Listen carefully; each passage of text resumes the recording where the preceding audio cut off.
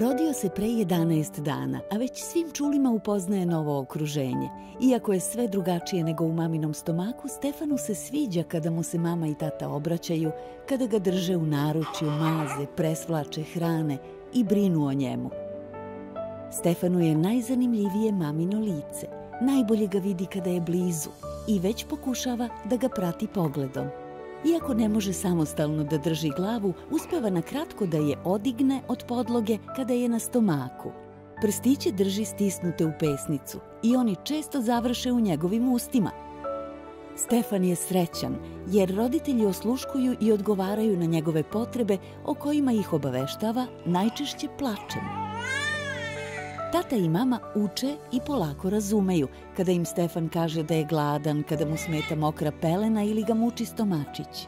Trude se da ga uteše i umire svojim prisustvom, zagrljajem, nežnim glasom kojim mu objašnjavaju sve što rade. Znaju da na taj način direktno podstiču njegov celokupni razvoj i razvoj njegovog mozga. Uz svoje roditelje Stefan mirno spava. Svet je za njega bezbedno i prijateljsko mesto.